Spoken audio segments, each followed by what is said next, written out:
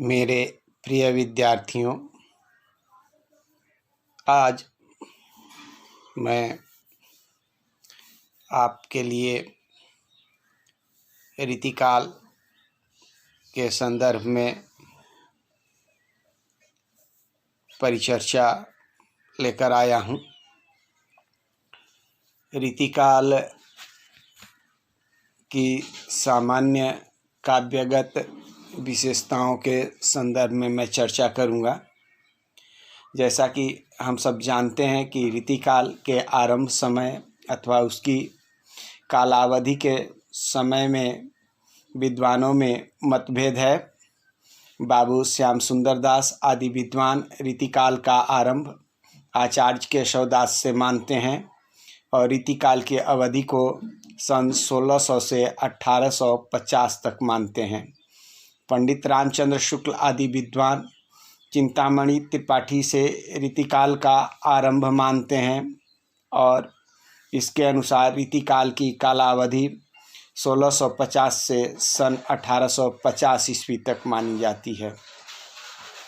दोनों वर्गों के विद्वानों के अपने अपने तर्क हैं।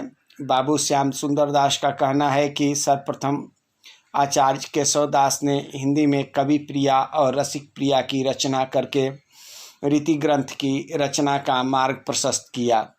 भले ही उनके मत का अनुसरण अन्य किसी कवि ने नहीं किया।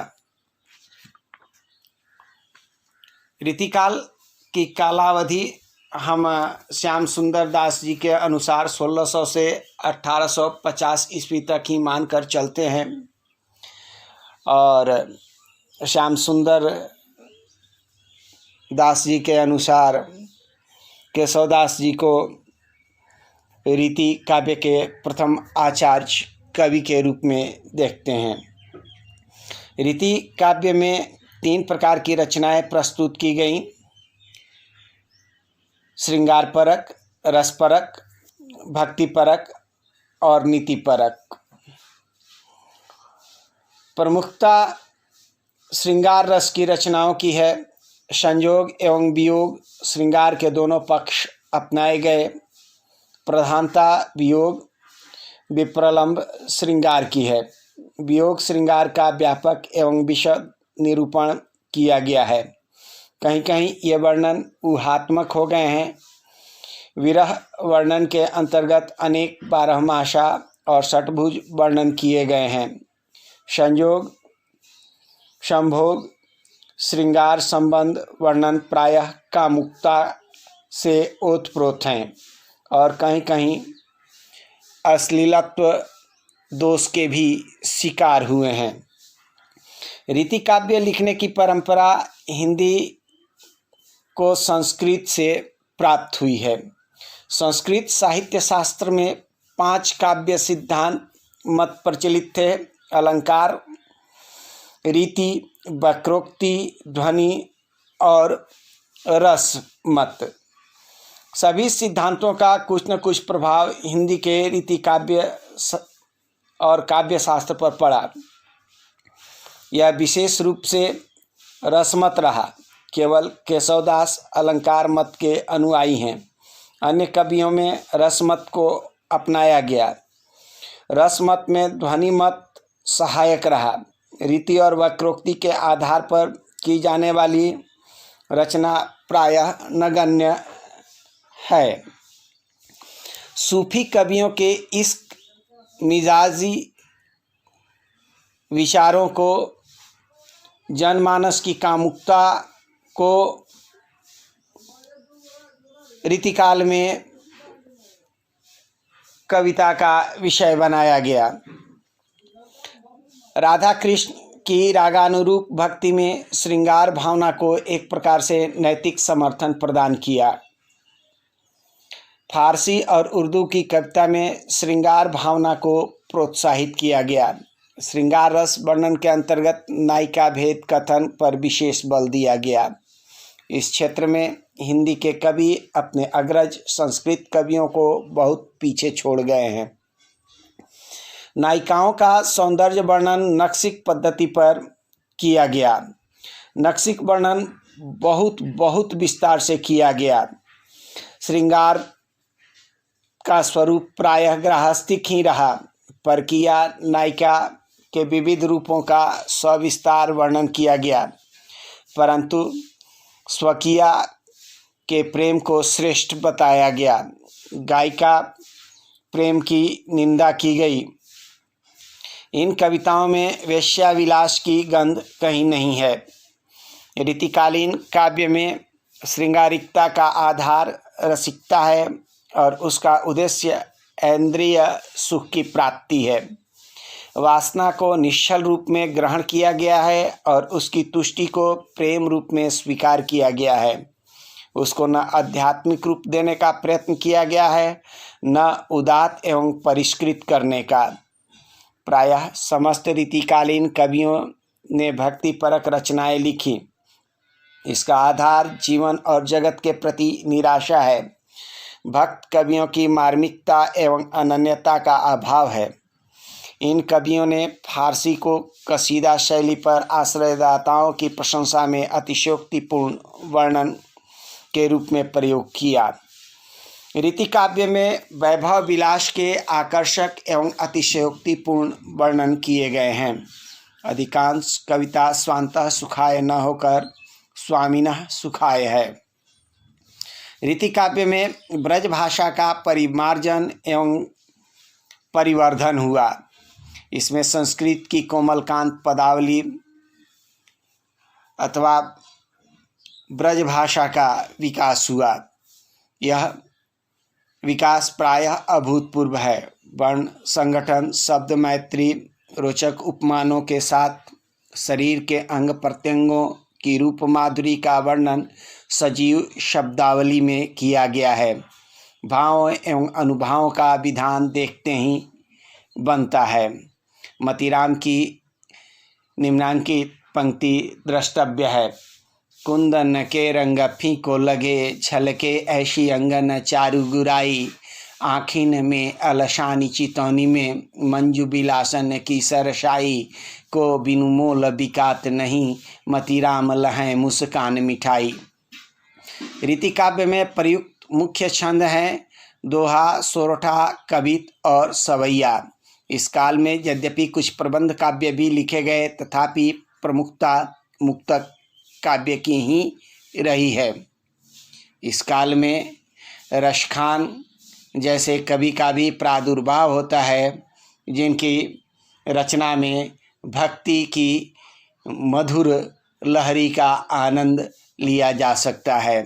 मानुष हों तो वह बसों, ब्रज गोकुल गाँव के ग्वारन, जौ पशु हों तो बस चराओ नित्यानंद की धेनु मजारन, जौ खग हों तो बसेरो करो मिली, कालिंदी कूल कदम्ब की डारन जैसी भक्ति परक पंक्तियाँ रसखान के द्वारा लिखी गई थीं।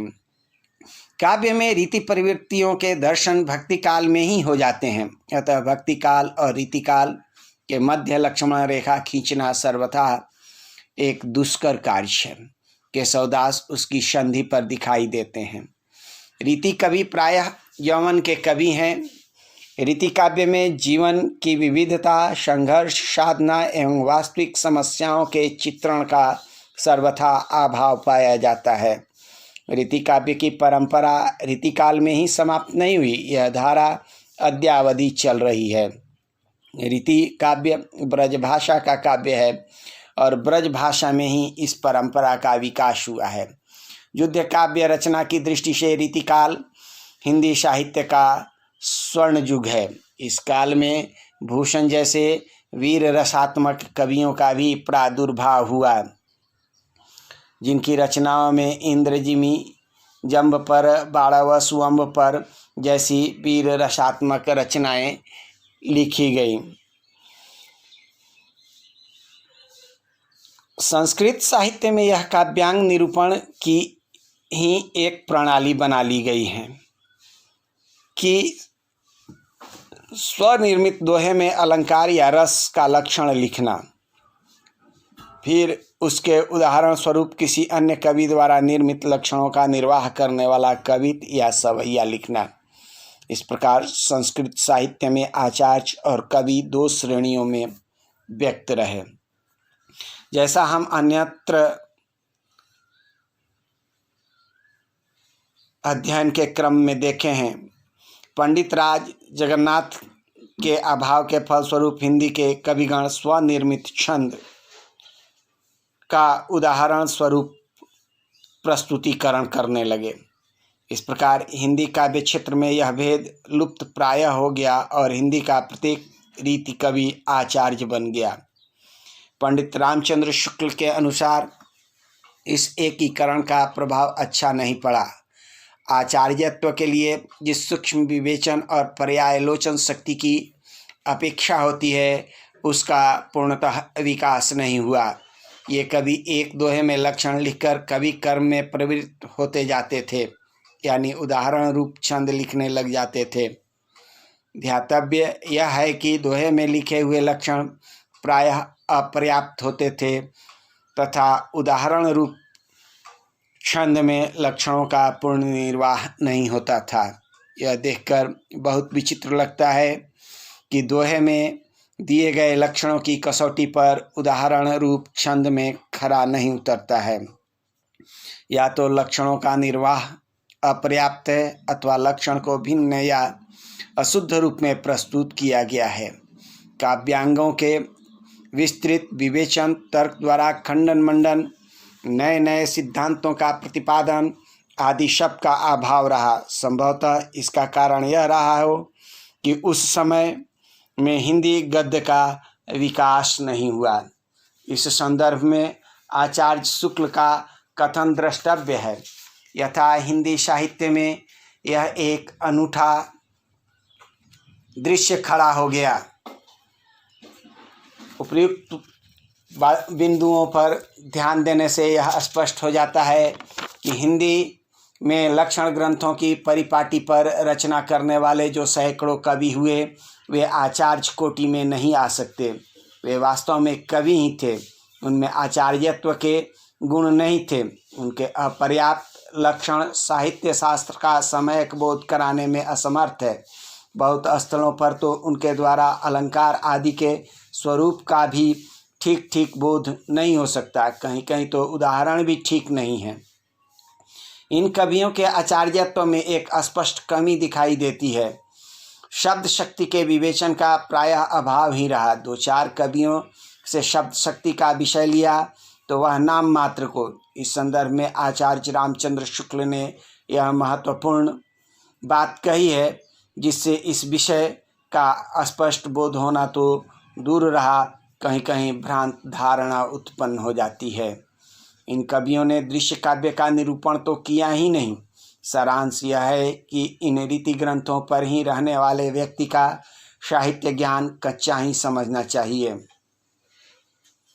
आचार्य पंडित रामचंद्र शुक्ल के मतानुसार रीतिकाल में इतनी प्रभुत्व मात्रा में काव्य रचना होने पर भी शब्दों के रूप स्थिर करने का प्रयत्न नहीं किया गया और न शब्दों के शुद्ध रूपों के प्रयोग पर जोर दिया गया। फलतः कवियों ने शब्दों को तोड़ मड़ोड़ कर खूब विकृत किया, जिससे भाषा में बहुत कुछ गड़बड़ी बनी रही।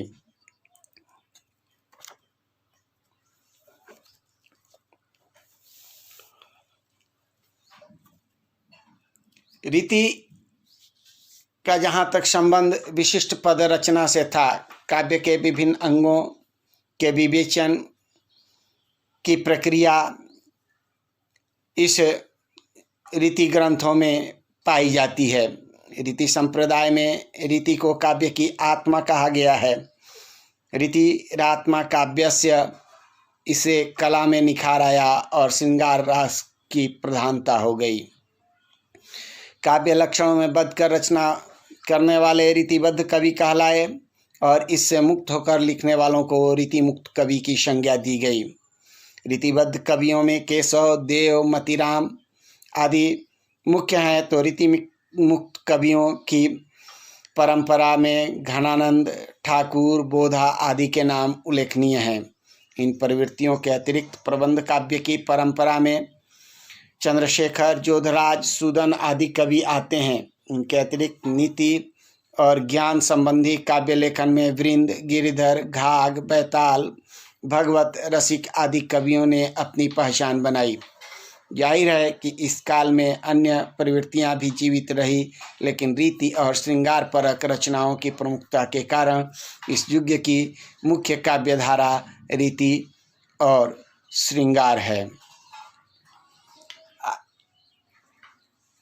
आचार्य रामचंद्र शुक्ल जी ने जिस बात को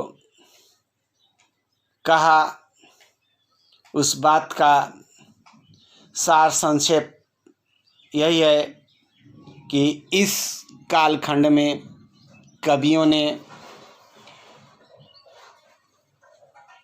रचना के क्रम में बहुत सारी विसंगतियों को सामने ला करके रख दिया। आचार्य शुक्ल ने केशव को कठिन काव्य का प्रेत कहा है। केशव संस्कृत के प्रकांड पंडित थे और शास्त्रीय दृष्टि से मूलतः अलंकारवादी थे। कहा जाता है कि रामचरितमानस की स्पर्धा में इनकी रचना रामचंद्रिका मात्र एक रात्रि में पूरी हो गई थी। यह 39 सर्गों का महाकाव्य है। छंदों की विविधता के कारण रामचंद्रिका को छंदों का अजायब घर कहा जाता है। इस कालखंड में रीतिकालीन कवियों की एक दीर्घ परंपरा रही है, जिसमें मतीराम, भूषण, बिहारी, देव, घनानंद, पद्माकर, बोधा जैसे कवियों का नाम लिया जा सकता है। रीतिकाल में साहित्य पर तदयुगीन लोक जीवन का भी गहरा प्रभाव पड़ा। सामान्यतः रीतिकाल पर यह आरोप थोपा जाता रहा है कि इसमें रचित साहित्य लोक जीवन से विमुख रहा था। इस आरोप का जोरदार खंडन करते हुए प्रोफेसर राजनाथ शर्मा ने लिखा है, क्या श्रृंगार, शौर्य और भक्ति की भावना तत्कालीन लोक जीवन का अंग नहीं थी? क्या काव्य शास्त्रीय विवेचन उस युग की काव्य साधना की आकांक्षा का प्रतीक नहीं थी? यदि नहीं थी तो उस युग में रचे गए लक्षण ग्रंथ उस युग में तथा आधुनिक युग में भी इतने लोकप्रिय क्यों रहे? क्या इन्होंने काव्योत्थान में कोई योग नहीं दिया? यदि यह सब हुआ था तो फिर इस युग के साहित्य को लोक जीवन से विमुख नहीं माना जा सकता है। इस काल में बहुत ऐसे अन्य संप्रदायों के भी कवि हुए और विशेष रूप से मुसलमान कवियों की भी भरमार रही। मुल्ला दाऊद, कुतुबन, मंझन, मलिक मोहम्मद जायसी, उस्मान, शेख नबी, कासिम शाह, नूर मोहम्मद, ख्वाजा अहमद, शेख निसार, नजफ अली, मुला वजही, गवाशी, मुकीमी, नुसरती, निशाती, हाशमी, तबई जैसे मुसलमान कवियों ने भी रीति काव्य की परंपरा को आगे बढ़ाने में अपना अमूल योगदान दिया।